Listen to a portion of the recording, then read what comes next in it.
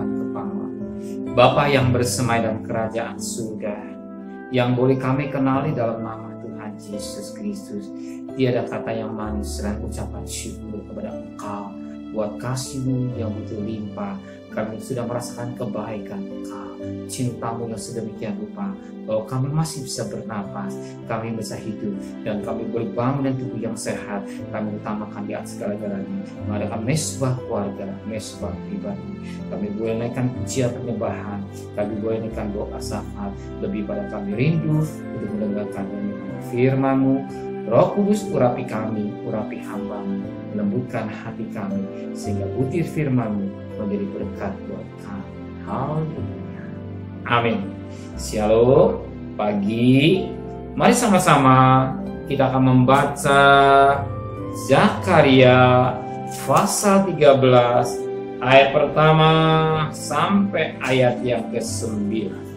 Zakaria pasal 13 pasal Zakaria pasal 13 ayat pertama sampai 9. Penyikiran berhala dan nabi palsu.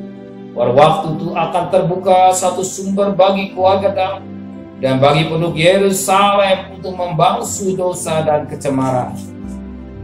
Maka pada waktu itu demikian firman Tuhan semesta alam, aku akan menyiapkan nama-nama berhala dari negeri itu, sehingga orang tidak menyebutnya lagi. Juga para nabi dan roh najis akan kusingkirkan dari negeri itu. Dan apabila seseorang masih tampil sebagai nabi, maka ayahnya dan ibunya yang telah memperanakan dia akan berkata kepadanya, janganlah engkau hidup lagi, sebab yang kau katakan demi nama Tuhan itu adalah dusta. Lalu ayahnya dan ibunya yang telah memperanakan dia akan menikah dia pada waktu ia berdua. Pada waktu itu para nabi masing-masing akan mendapat malu oleh karena penglihatan sebagai nabi. Dan tidak ada lagi dari mereka yang mengenakan jubah berbulu untuk berbohong. Tapi masing-masing akan berkata, aku ini bukan seorang nabi, melainkan seorang pengusaha tanah. Sebab tanah ada harta kepunyaanku sejak kecil. Dan apabila ada orang bertanya kepadanya, bekas luka apakah yang ada pada badanmu ini? Lalu ia akan menjawab, itulah luka yang kudapat di rumah sahabat-sahabatku. Hai pedang, bangkitlah terhadap gembalaku, tapi orang yang paling kari kepadaku. Demikian firman Tuhan semesta alam. Bunuhlah gembala sehingga domba-domba tercerai-berai. Aku naikkan tanganku terhadap yang lemah. Maka di seluruh negeri demikian firman Tuhan, 2/3 daripadanya akan lenyapkan, mati binasa, tetapi 1/3 daripadanya akan tinggal hidup. Aku akan menaruh yang 1/3 itu dalam api dan akan memurnikan mereka seperti orang memurnikan perak. Aku akan menguji mereka seperti orang menguji emas. Mereka akan memanggil namaku dan aku akan menjawab mereka. Aku akan berkata, mereka adalah umatku. Dan mereka akan jawab, Tuhan adalah Allahku. Kita perhatikan satu nubuatan firman Tuhan yang disampaikan Zakaria pada ayat yang ke-7. Hai pedang, bangkitlah terhadap gembalaku, terhadap orang yang paling kari kepadaku. Demikian firman Tuhan alam, bunuhlah gembala sehingga domba-domba tercerai-berai. Aku mengenakan tanganku terhadap yang lemah. Suatu nubuatan yang disampaikan Zakaria pada ayat yang ke-7 ini. Bunuhlah gembala sehingga domba tercerai-berai. Aku mengenakan tanganku. Apa yang dibuatkan Zakaria digenapi oleh firman Tuhan pada Matius pasal 26. Pasal 26 ayat yang ke pasal 26 ayat yang ke 31. Matius pasal 26 ayat 31. Maka berkata Yesus kepada mereka, malam ini kamu semua akan tergoncang imannya karena aku. Sebab ada tertulis, aku akan membunuh gembala dan kambing domba itu akan tercerai. Dan Yesus berkata, aku ada firman Tuhan yang dibuatkan oleh Zakaria digenapi pada saat itu, di mana saat itu Yesus berkata, ya, Yesus berkata, malam ini kamu semua akan tergoncang imannya karena aku. Sebab ada tertulis, aku akan membunuh gembala dan kawan domba terberai. Tapi Yesus berkata pada ayat 33, Yesus menjawab, biarpun mereka semua tergoncang imannya karena engkau, aku sekali-sekali tidak. Dan Petrus kata, tidak. Semua bergoncang imannya, aku tidak. Bahkan dikatakan firman Tuhan lebih jelas lagi pada ayat 35. Kata Petrus kepada Yesus, sekalipun aku harus mati bersama engkau, aku tak akan menyangkal engkau. Semua murid-murid yang lain juga berkata demikian seperti Petrus. Semua boleh goncang imannya. Bahkan aku mau mati bersama dengan engkau. Dan apa ternyata terjadi? Semua meninggalkan Yesus. Semua meninggalkan Yesus. Petrus yang gagah perkasa ternyata dia menyangkal Tuhan. Muridnya yang meninggalkan Yesus sendiri. Dan firman Tuhan yang dibuatan Zakaria digenapi. Ya, sebagaimana firman, bunuhlah gembala sehingga domba-domba tercerai-berai. Ya, ketika Yesus ditangkap, semua mereka lari tercerai-berai. Firman Tuhan, nubuatan pasti digenapi. Apa yang nubuatan Zakaria menjadi kenyataan dalam Matius 26 ayat 31, 32, 33 dan 35. Semua jadi firman Tuhan, iya dan amin. Nubuatan tentang kedatangan Tuhan pasti digenapi, hanya beda waktunya. Ya, kalau Tuhan belum datang, sebenarnya sabarnya Tuhan supaya jangan manusia binasa, satu orang pun jangan binasa, sebagai 2 Petrus 3:9. Ini intinya. Dia tidak mau manusia masuk neraka.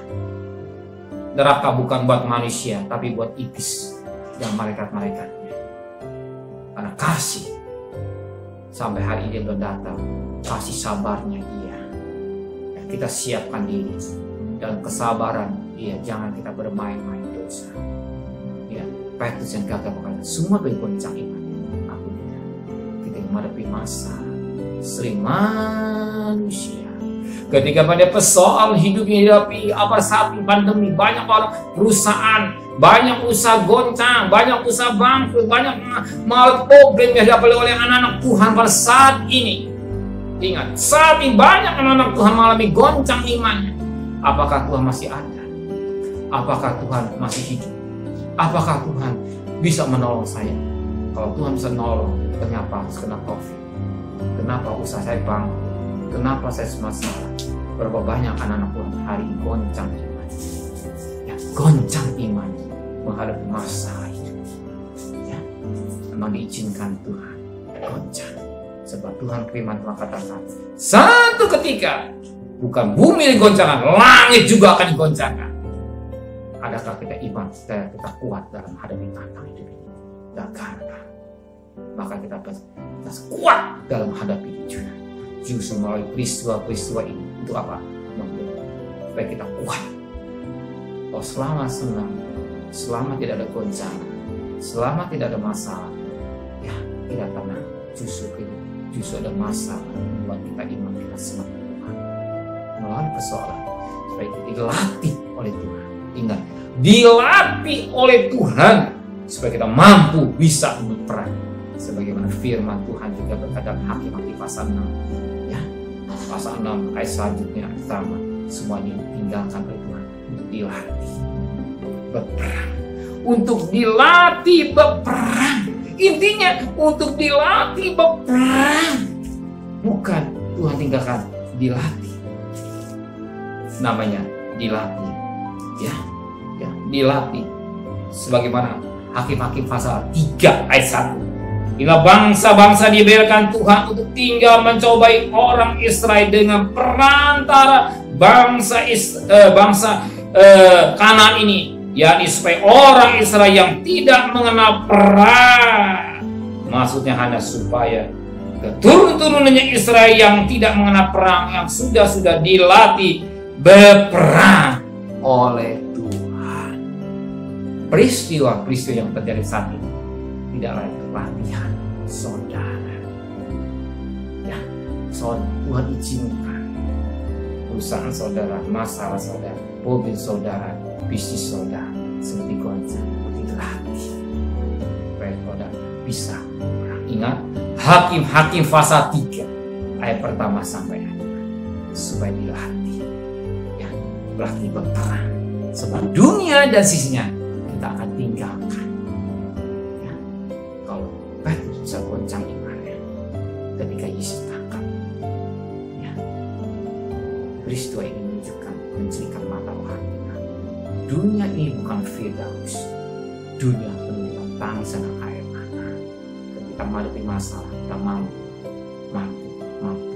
ya, sebab kita sepikul salib dengan kaki untuk menghadapi tantangan dunia yang jahat untuk bertemu dengan Tuhan.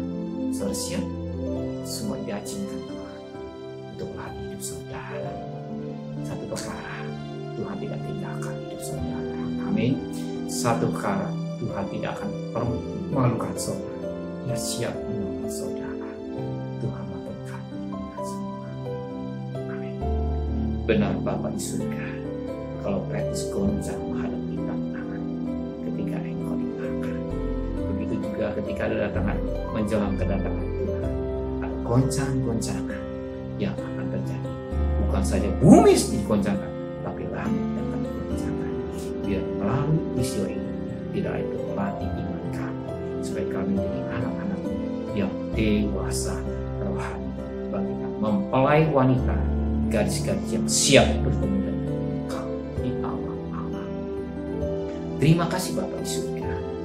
Kami serahkan hidup kami, keluarga kami semua kepada Tuhan. Kita panjat dari nafkah, Engkau tahu kebutuhan kami, Engkau tahu kebutuhan kami. Satu perkara, Engkau tidak akan tinggalkan kami. Terima kasih Bapa, kembalikan besok pagi dalam tubuh yang sehat dan tidak kurang satu apa. Berkati Bapak Presiden, Wakil Presiden, para Menteri, para Gubernur, para Bupati, para Wali Kota, para Camat, para Lurah, para RW, para RT, para medis, para rawat, para TNI, para Polri, bahkan mereka-mereka yang berjuang ke depan. Berikan hikmat yang dari Tuhan, pelihara keluarganya. Kami sewarga negara Indonesia mau divaksin dan juga memperhatikan protokol kesehatan yang baik. Kami mohon belas kasihan Tuhan. Jangan yang mati bertambah banyak, tapi semakin berkurang. Yang sakit juga semakin berkurang, tapi yang sembuh semakin banyak Tuhan. Terima kasih Bapa surga. Segala kekasih, terimalah berkat nikmat dari Allah Bapa, cinta kasih sayang dari Tuhan Yesus Kristus, dan berkat Roh Kudus menyertai saudara hari ini sampai Maranatha Tuhan Yesus datang. Yang cintanya katakan amin.